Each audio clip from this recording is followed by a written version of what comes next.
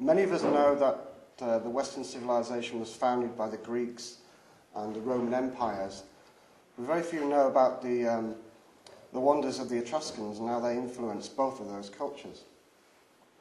And for many years I've been researching sacred sites and lost cities, South America, Egypt, and around Europe too. And I found pyramids in Greece, and I heard about a pyramid in Italy built by the Etruscans. And this led me to discover more about the Etruscans.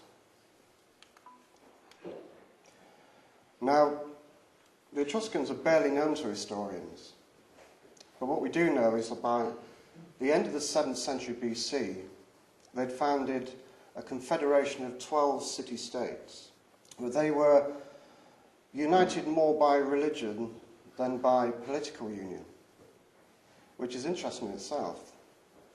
They were deeply religious people. And as you see on the slide here, the black dots are the 12 sacred cities of the Etruscans. Now, Rome was a minor city of the Etruscans. And a lot of people don't know that the Etruscans actually founded Rome. And they turned it from a swampy quagmire of little islands and built great sewers and drainage channels underneath the city to create the city we see today. Now, Etruscan art appears nowhere in the world outside of Italy. It is unique in its detail and skill. The gold brooch you see in the top right-hand corner has only been equalled in recent times. Unfortunately, it's not a very good picture of it, but the detail in this brooch is almost parallel to the illuminated manuscripts from Ireland. You need a magnifying glass to see the detail. So they were able to work metal and gold in a way that no other culture could do, and that includes the Greeks and the Romans. In fact, there's an old saying, what did the Romans ever do for us? Well, if you ask that same question to an Etruscan, he would say, they've done nothing because we've taught them everything. It also said that some of the art on the pottery, Etruscan pottery, was given to the Greeks by some historians. Interestingly, there's Oriental style art as well in Etruscan, which makes me think there is a fusion of different cultures that makes up the Etruscan culture. And their language is unique. It's never been deciphered properly. They know the words, but they don't know what the words mean. They can pronounce them even. And it's read from right to left, as it says here.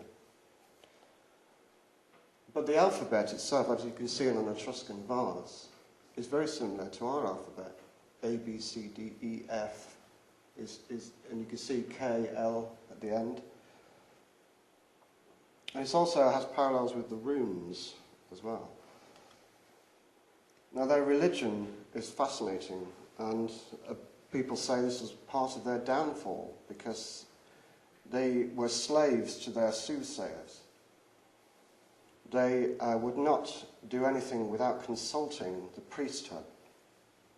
And often the priesthood would determine the will of the gods from a sheep liver, which you can see this bronze sheep liver here is divided into different sectors which they use for divining. Now, they often would see the will of the gods through the flight of a bird and a clap of thunder. They were able to decipher thunder into deeply religious meanings. But if you think about it, one of the reasons why they did fall from grace, or their civilization collapsed, because they would not go into action without the word of the gods. Interestingly, their tombs vary from tumuli tombs to chambered rock-cut tombs. The north of Tuscany, or Etruria, they practiced cremation, and the south, they practiced inhumation,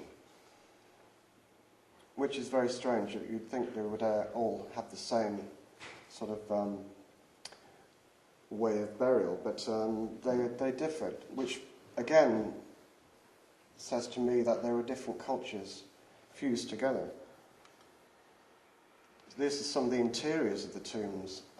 The one on the right is at Tarquini, which was the sacred city of the 12 city-states.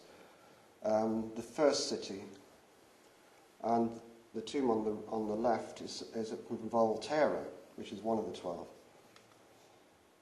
Now they divided their kingdom into 12 sectors, which is interesting in itself, around a sacred centre near Lake Bolsena, which you can see in the middle there. Now, Lake Bolsena was a result of a volcanic explosion thousands of years ago. And we all know that the landscape of Tuscany was changed by this volcanic eruption. And so, in a way, they saw it as a sacred centre. They also determined it as a zodiac. Some of the towns featured in red here are some of the sacred cities: Volterra, Roselle, Chiusi, Biltcliffe, Tarquina. They were all sacred cities. We decided on a visit there to go to Volterra because it's one of the only cities that remains. Most of them were completely destroyed by the Romans. In Volterra we found some of the walls of the Etruscan city in the lower parts of the town. And you can see on the right slide, these are the Etruscan wells. Now it seemed to me that the Etruscans were building these cities with very fine squared blocks of tufa, which is volcanic stone. And Volterra itself produced wonderful alabaster coffins. Well, they're rather cremation urns, but they're in the shape of a house and finely carved. And most of these were members of a kind of royal dynasty. There was no overall king of these 12 city-states. There were princes of each one ruled their area. It was like each sector, each of the 12 sectors had a presiding prince. In Volterra Museum, I came across this frieze which I'd like to show you, because this is actually produced in the 3rd century BC, but it shows almost a mosaic sort of scene. And to the right and left, there are the cremation coffins, as we saw before in the tomb. But on one we see the cross of St. George, and the other a cross of St. Andrew. And this is the 3rd century BC. And the figure in the middle looks rather like a Christ-like figure with a beard. And these two people either side honouring him, are rather like disciples. But the Etruscans are full of surprises. We decided to visit one of the other cities, one of the other 12 sacred cities, Roselle. Now, Roselle is to the west of Siena. And on a beautiful May morning, we discovered these incredible walls at the base of a city which is now in ruins, which consisted mainly of Roman walls, which are the smaller stones, the type we see today in ruins in Britain. But the ancient walls looked far earlier than the actual Roman buildings inside. And these are what we call Cyclopean walls. They are not, they don't use mortar in between the joints, they're just large boulders piled upon each other. And what they would do, they would pile the boulders on, then they would cut it a square. But some of these boulders were huge, over several tons, and it reminded me of the Cyclopean walls in Tiryns in Greece, which were worn and carved in the same way. Now, the walls in Greece at Tiryns date from 3000 BC, and yet the walls of Roselle are dated by historians to the 2nd century BC. Now, either the same people were using it 3,000 years later, the same technique of building, or these walls are older. But I think you have to have a feel and go to these places and look at them and decide, you get a feel yourself for how old they are. Because I found the history books are often wrong. Now, one of the other cities of the 12 city-states is Vilki. Now here, there's nothing left of this city, it's just open pasture land. But diagrams have been done by archaeologists of what the original structures look like. And here we see a huge cone-shaped pyramid with a labyrinth of passages underneath. And just look at this. You can see the size of the pyramid. In the slide, you see a person standing. That's how big the pyramid was. And it has a staircase that travels down to the bottom of this circular tube. And on the ground floor is a labyrinth of passageways, rather like the Trojan labyrinth. Unfortunately, there's very little left of this building. As you can see on the right there, that's all that remains of it. Now, the other site of importance was the tomb of Porsenna at Chiusi, in one of the other 12 city-states. Now, here there was an incredible building, which again consists of a labyrinth, internal labyrinth, with 4 pyramids at each corner, one in the middle, containing a brazen globe. Have you ever seen anything like that? There's nothing like that in the world, is there? There's nothing to compare. Nothing in Babylon, Greece, Italy. These are truly lost cities of splendour. It proves to me that the Etruscans were master masons. And to me, the key to the knowledge today is through the masons, through the stonemasons who have inherited this knowledge and continued it down their line. So where did all this knowledge go? Well, when I visited Rome last year, I was amazed to find this incredible temple of Jupiter in the centre, in the forum. And it contains granite pillars, beautifully carved, in tremendous height. It reminded me of the splendours of the obelisks of Karnak Temple in Egypt. Now, these were out of place to me amongst all the other Roman buildings, which were simply built with smaller blocks. And suddenly you have these huge blocks which were joined together by the metal strips, as you see in earlier buildings around the world, and incredible precision of cutting granite. And it was only later I discovered that the Temple of Jupiter was actually built by the Etruscans, not the Romans. Also, the Circus Maximus was built by Rome's first king, Priscus Tarquinius, one of the Tarquin kings. Now, he set about establishing a city in around about 616 BC. And a dynasty followed of Tarquins right up until 520, I think, BC, when Rome somehow was infiltrated by another power, or it became a war machine. And this war machine swallowed up the Etruscan civilization, so much so that they destroyed all their language, all their writings, their buildings. And it was only in the last 200 years that archaeologists have really discovered more about who the Etruscans were. But it's like a genocide. Here's Circus Maximus, built by the first Etruscan king of Rome. You can see the Vatican right in the background. One of the other places of mystery we wanted to visit were the Tufa area of Serrano, Pitigano and Savana, which is on the border of Tuscany and Lazio. Here, amongst the most luscious countryside, are the most mysterious rock-cut passages I've ever seen.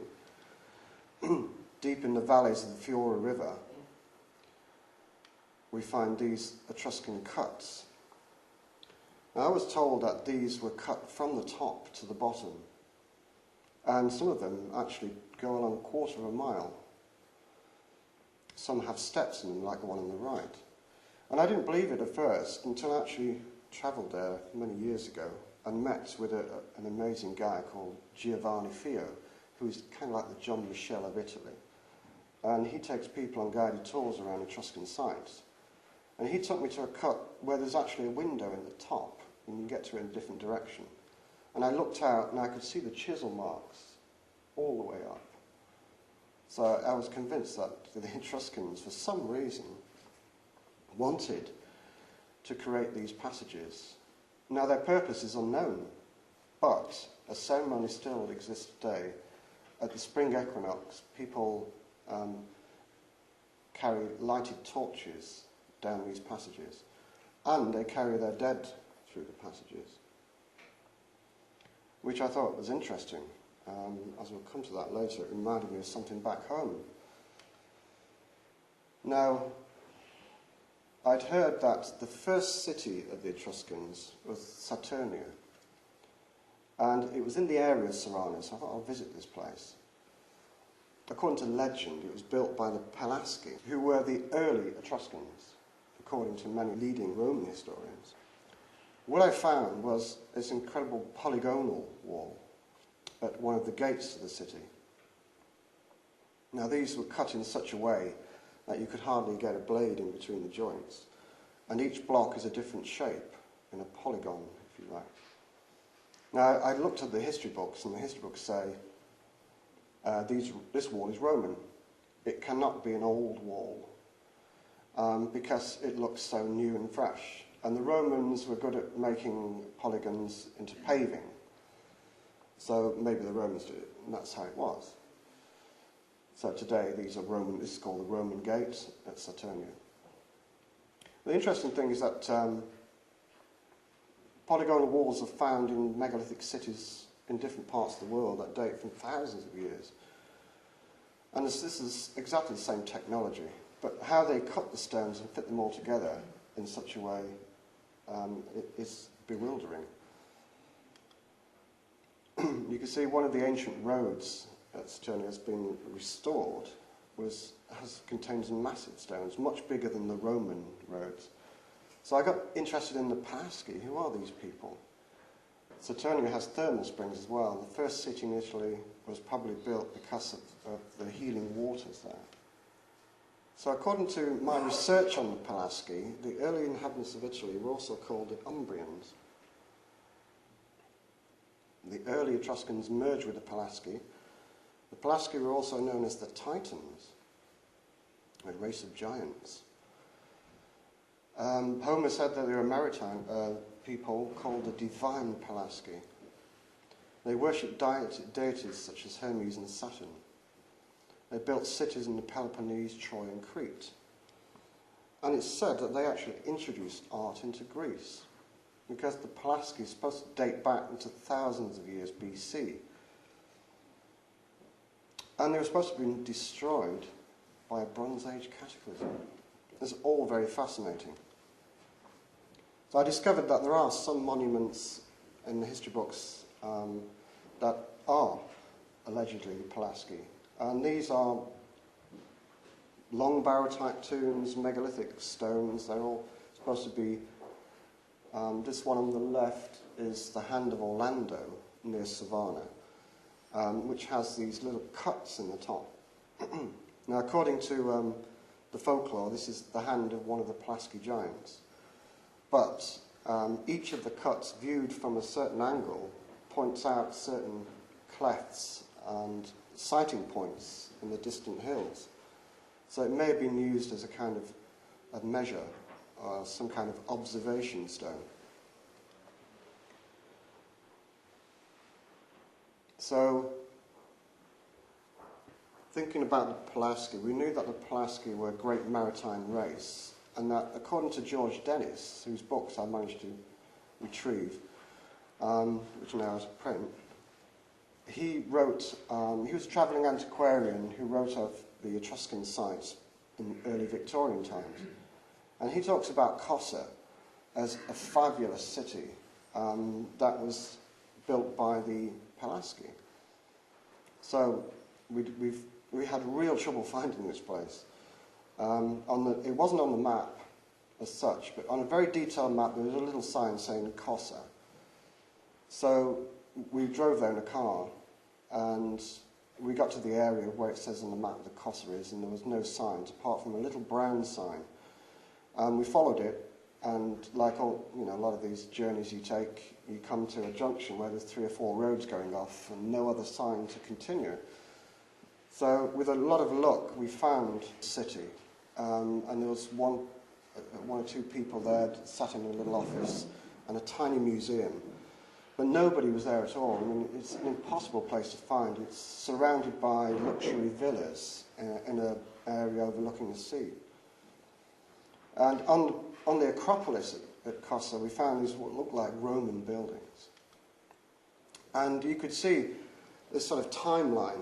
The lower blocks here are classic Etruscan, the same as we'd seen in Voltaire and the other cities. Squared blocks, curbing stones at the bottom, and the classic Roman-type masonry above. But as we walked along, if you see, a bit further in the distance there, it drops down and drops into a polygonal wall. So, and this is at a lower level than the Etruscan wall. And I thought to myself, this is the Pelasgi wall. Local tradition says that the Pelasgi built the polygonal walls, not the Etruscans. But then it says the Etruscans were descended from the Pelasgi, so it was all confusing, rather. But the walls that surround Cosa were magnificent, and some of them are still over 30 feet tall, with huge polygonal blocks, worn in many places, worn with thousands of years of weather. But these rocks are made of tufa. According to some historians, polygonal walls are made from quarries of travertine or similar type of stone that kind of splits into falls into polygons. And so it's easily put together. This is their explanation of these walls. But this one is tufa, which can be cut into any shape. So they had a method that's been lost to stonemasons. Here you see a megalithic gate. Just near to Cosa is the old port of Orbetello, and it's said that this is half sunken now. And you can see below the Roman walls the old Pelasgi walls. Further up the coast is Barati, a fascinating name for me, because Barati had been the goddess of the British. Barat as the name of the goddess, and Anna, the British goddess, became Barat Anna, or Britannia. And Barat's supposed to be a Phoenician goddess of the sea. So the name attracted me, so I visited this place and found incredible tumuli tombs, which had chambers rather like the Long Barrows of Britain, or Newgrange. And some of them are surrounded by large standing stones, like in Ireland. Now these are supposed to date from this 3rd century BC. But whoever built them was still using the old way of building, and the old, what I call organic chambers, because they're layered with substances that are organic and inorganic, which create a kind of cosmic energy, a focus, like a battery. And somehow this force is used to either help people into the afterlife or create fertility in the land. Now the Etruscans also, at a later date, buried themselves and used the inhumation burials in sarcophagi. And these stood alone on the surface. When I saw these sarcophagi around Barati, it reminded me of the ones on Portland. And the one in the top left is on Portland, and the one at the bottom is at Tuscany. And on Portland, they found hundreds of these coffins buried deep. And they took them out and destroyed them because it would hold up the building of the prison there. But fortunately, a few were preserved. Now, of course, the archaeologists endorse label them as Roman. But these coffins in Tuscany date from the 6th century BC, and they weren't built after that. So it's possible that the Etruscans had trade with Portland, which was certainly an Iron Age port. Professor Waddell links the Phoenicians with the British. And Phoenician coins from Turkey depict Barat Anna, or Barat goddess, in the same way as Britannia, with the cross of St. George, or the fire cross, below her throne. So Barat in Italy maybe had been a Phoenician port, or maybe the Etruscans adopted the Barati name, or the goddess, into their religion. Now, remember before it said that the Pelasgi also settled on Crete. Well, when we went to visit Crete years ago, we couldn't find any polygonal walls anywhere in any of the cities. They were all Hellenic-style squared blocks. But on the last day, I had a sense to go up to a very small site right up in the hills above Charnia, and it's called Axos. And as we walked around the site, which had obviously been buried and blown about by some great cataclysm, probably the volcano eruption of Thera, we found just the remains of a wall, a polygonal wall, just peeking out, a Pelasgi wall. But the most magnificent polygonal wall we came across was on our visit to the opposite coast, and the west coast of Greece, at a place called Oiniadai. Now here they cut polygonal walls in the same fashion as those in Italy. And they're around about the same date too, about the 4th, 5th century BC. But what was magnificent about Oiniadai was that they carved these dry docks out of solid rock. And it's not a great slide, this, because the size and the sheer magnificence of this site, the slide does not do it justice. But this is just one of the dry docks. And it's surrounded by polygonal walls over 5 miles in length. The walls are in the same fashion as those found in Peru and Sacsayhuaman. This city, again, is very difficult to find. It's not signposted. It's not in guidebooks. Lonely Planet and the others do not mention this site. You have to... I found this site through an old history book on Greece, mentioned Oiniadai. You can see the spelling if you want to write it down in the top right-hand corner. And it's sort of halfway between the bridge across to the Peloponnese and Parga on the west coast. What fascinated me was that the Hellenic style of masonry you see on the right here was tied in with the earlier polygonal masonry. It's as if they couldn't copy this style of masonry, so they tied it in to more easily fashioned squared blocks. And at Oiniadai is also a rock-cut theatre, carved out of solid rock from the top to the bottom. But it'd be easier to have a surface which you could dig out and then place stones upon. But here they somehow had the art of knowing how to cut through solid rock and create a carving of a theatre. And what's amazing is that these have been restored in some distant time where you can see some of the seats where they've been worn away have been patched up. And the last time this was used was Roman times. So the age of this theatre, and you see the amount of weathering along the steps on the right there, this must have been a very ancient site. Interestingly, the EU has completely contained this site with metal fencing and allowed no photographs of it at all.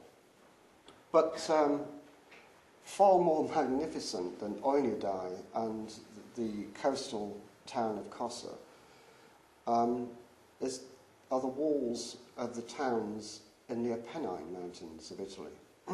Now this is where the Pelasgi is supposed to have first settled, and they're supposed to have come over the Alps and settled in the mountains of the Apennines and built these incredible cities, one of which is Amelia. And as you can see, the quality of the stonework here is unsurpassed. And they feel far older than any of the cities in Greece.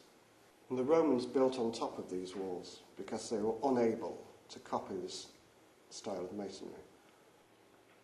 Amelia is an interesting site because it's the geographical centre of Italy. Now we know the Celts were obsessed with finding centres. Well, I was interested to know what's at the centre of this town. And I found at the centre is this round tower, and it has 10 sides. And in it, carved in the walls, are different stones from different periods of Italian history, from Etruscan Celtic knots to Trinity of goddesses from the Roman period. And it seemed kind of significant that there is a tower at the centre of Italy. And it's surrounded by surely the oldest walls in Italy as well. Now, what did the Pelasgi look like? I have no idea, but their stones were found in northern Italy at Lugdunum, and they're depicted holding Mycenaean-type daggers with pummeled handles. Very similar to the ones found at Stonehenge. The slide on the right are the pummeled daggers that are carved into Stonehenge. Now we know that Stonehenge is a unique monument, and I'm not saying that somebody came across into our country and built Stonehenge, but ideas fused with the British may have led to the building of Stonehenge, because the technology in Stonehenge is very different to Avebury and the other monuments which use natural stones, whereas Stonehenge was carved. And remember the Druids, they say that the stone is only sacred until it's carved, and it loses its power. And such was the belief of the British. So obviously there is some kind of technology that was fused with the British to build Stonehenge. Now some say it was Chaldeans that built Stonehenge. Some say it may have been the Mycenaean Greeks who had pommel daggers similar to this. But if the Pelasgi had this same sort of depictions of weapons, then maybe it was a Pelasgi. While I was looking through Britain in ancient sites, I was thinking about the Pennine connection and the Apennines, and I thought it was strange how the two come so similar. And when you look at Italy and the north of Britain, they're very similar. And then I found that at the foot of the Pennines in Britain, there's a legend of King Tarquin, who ruled over an Iron Age settlement around Manchester, which, according to Nennius, was one of the sacred cities of Britain. And at the foot of the Apennines in Italy, we have Rome, which was ruled by a Tarquin king. So I thought that was interesting, but nothing more. And then I thought about the wonderful jewellery that was produced by the Etruscans and how similar they are to the Northumbrian Celtic jewellery. The jewellery on the right, of course, is the famous Tara brooch. Now, that wasn't actually produced in Ireland. It was actually produced in Northumbria because they had the skills to produce very, very detailed work similar to the Etruscans. And it's said that they came about this way of working when the illuminated manuscripts arrived with Cuthbert and earlier saints, and they decided to recreate some of the detail of the manuscripts in jewellery. And even today, you know, the Northumbrians are a unique race of people who feel themselves to be separate from the British. And they produce, still today, some of the greatest metalworking in Europe. The brooches on the left here are Etruscan.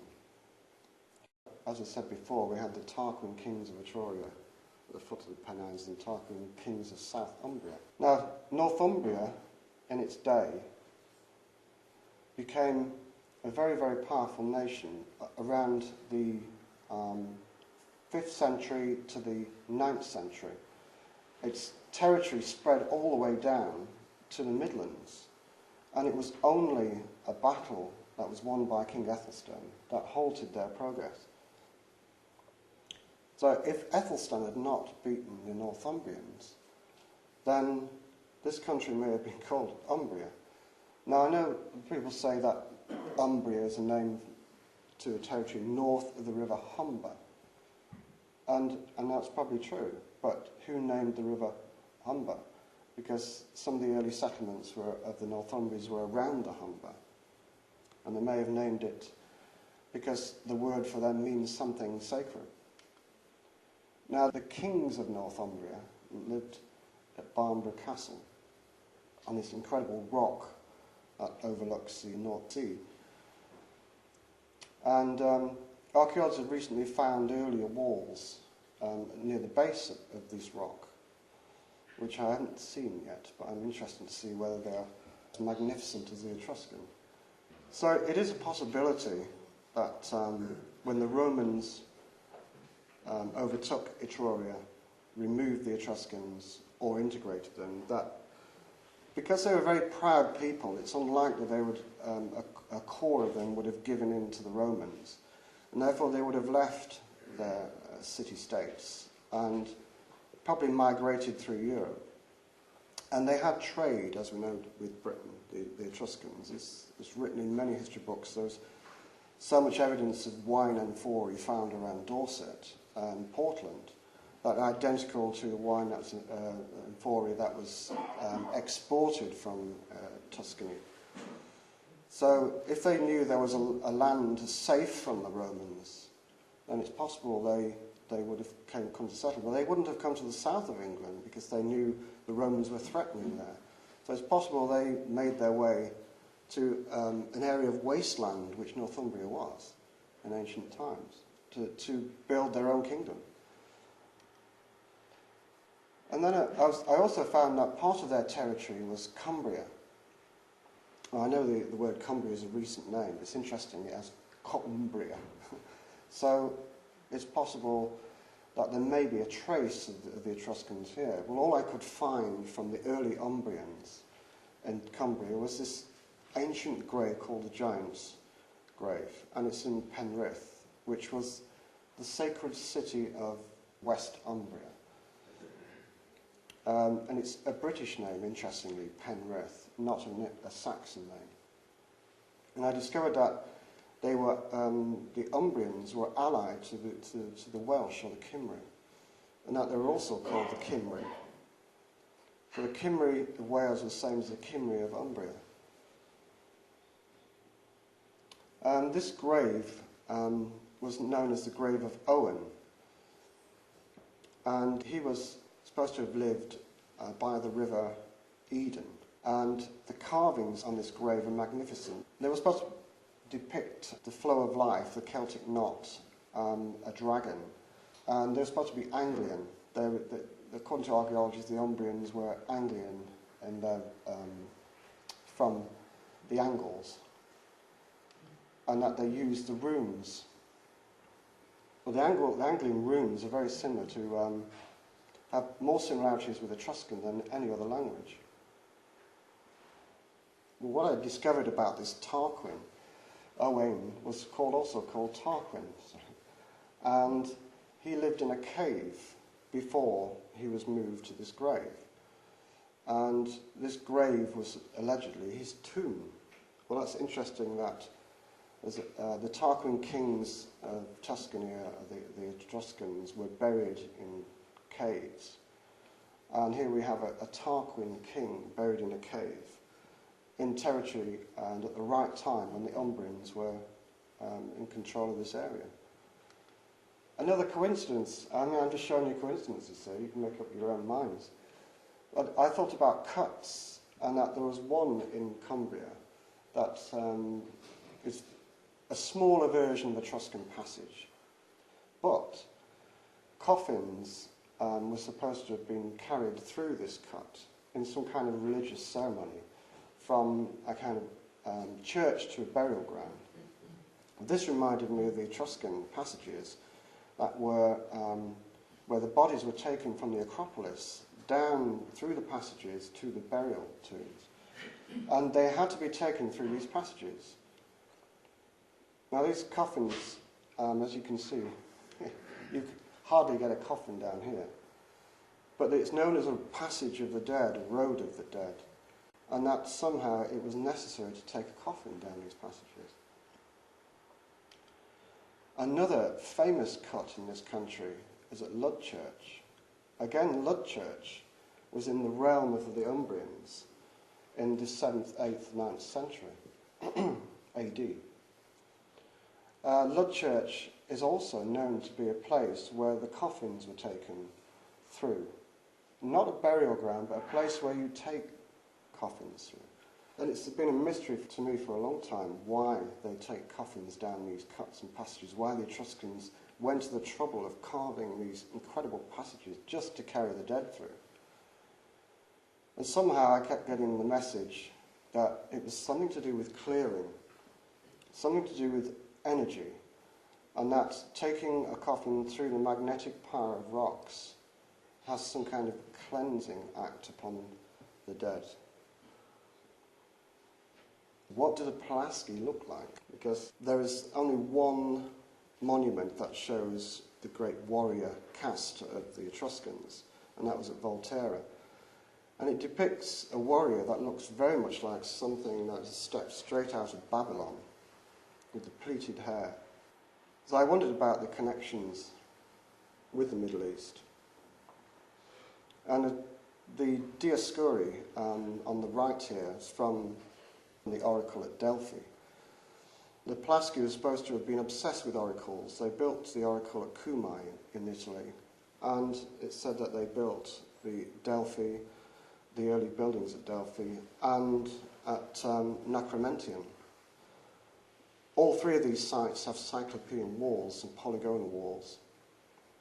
And statues depicting these pleated-haired warriors. Now these two were the divine twins, or the heavenly twins, George and Michael in a kind of English way, because the Pelasgi worshipped the two stars, Castor and Pollux. And Castor was a heavenly counterpart, and Pollux was an earthly counterpart, like George and St. Michael. So that, and even the Etruscans have a depiction showing the heavenly twins riding white horses. So some of that culture somehow came to this country to become St. Michael and St. George. But you remember I was talking about the Cymry. This is a long, long, long history of the Welsh. This is taken from the Triads.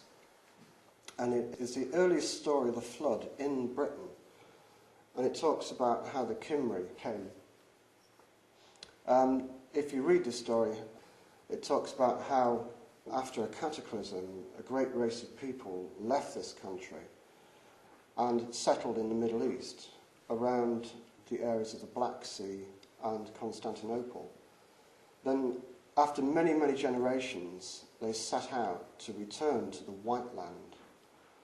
And along their journey, part of them broke up around the Alps, and a section of the Cymry settled in Italy and became the Cymry of Italy.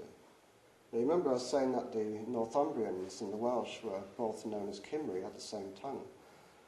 Is it possible that the Cymry of Italy returned to Britain when their civilization was under threat.